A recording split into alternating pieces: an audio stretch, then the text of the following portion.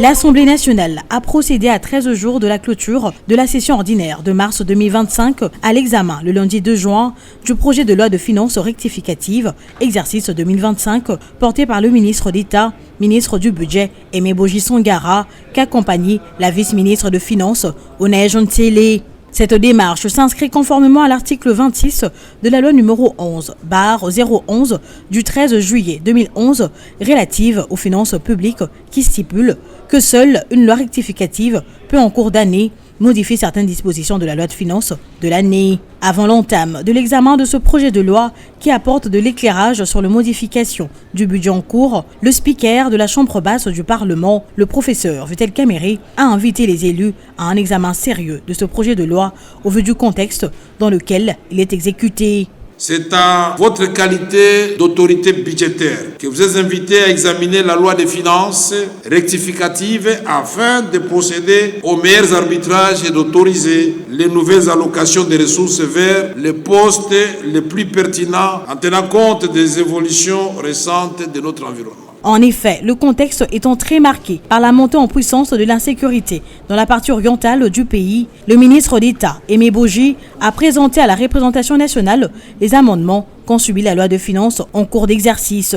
Rappelons avant tout que le budget en exercice est un budget de guerre. S'agissant de l'évolution de la situation budgétaire, le ministre du Budget renseigne que les statistiques d'exécution budgétaire disponibles font état d'un niveau de recette totale réalisé à fin décembre 2024 à hauteur de 44 840 milliards de francs congolais, soit un déficit budgétaire de 182 milliards de francs congolais. Ce projet de loi des finances rectificative que j'ai l'honneur de présenter ce jour devant la représentation nationale est avant tout un budget de guerre, un budget d'urgence et de survie nationale. L'impact de la perte de recettes dans le Nord Kivu et le Sud Kivu et ses effets induits par rapport aux assignations de la loi de finances initiale. S'agissant de l'évolution de la situation budgétaire, les statistiques d'exécution budgétaire disponibles renseignent un niveau de recettes totales réalisé à fin décembre 2024 à hauteur de 44 840 milliards de francs congolais contre les dépenses totales exécutées de l'ordre de 45 022 milliards de francs congolais, soit un déficit budgétaire de 182 milliards de francs congolais. Néanmoins, les recettes courantes ont atteint 101,9% de réalisation à fin décembre 2024 par rapport à la prévision de 25 473 milliards de francs congolais. À fin mars 2025, les recettes mobilisées s'élèvent à 6 878 milliards de francs congolais contre les dépenses de 7 454 milliards de francs congolais, soit un solde budgétaire négatif de 576 milliards de francs congolais. Le taux de réalisation de recettes courantes se situe à 71,1%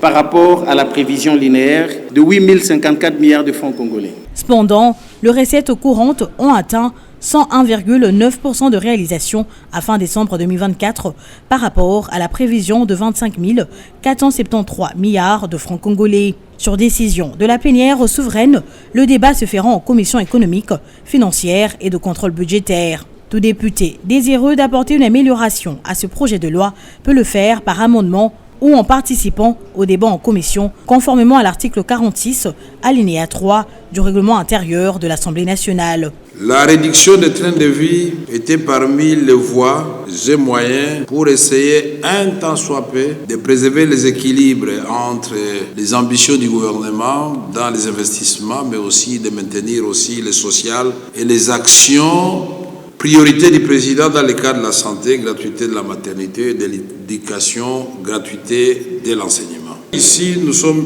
devant une équation, pour moi, c'est une équation à trois inconnues. La première inconnue, c'est que nous avons le souci de recouvrer l'intégrité de notre territoire. Et pour cela, il faut y mettre des moyens. Mais la deuxième inconnue, c'est de savoir comment le faire sans engager notre guerre plus fratricide qui s'appelle la pauvreté. Si on diminue trop les salaires ou les actions à caractère social, ça peut conduire vers une grogne. Et là, le gouvernement a choisi de diminuer du côté des sommets et de laisser intact du côté de la base et même doubler du côté des militaires.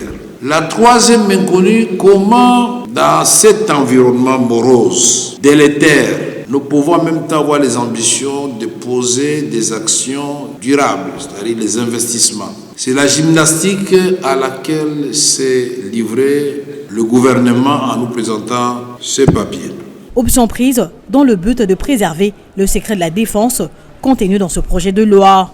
En guise de clôture de cette plénière, la composition de la commission spéciale chargée de l'examen du réquisitoire du procureur général près la Cour de cassation à l'encontre du ministre d'État, Constant Mutamba Tungunga, était lue par le rapporteur du bureau de l'Assemblée nationale, Jacques Njoli et Sengekele.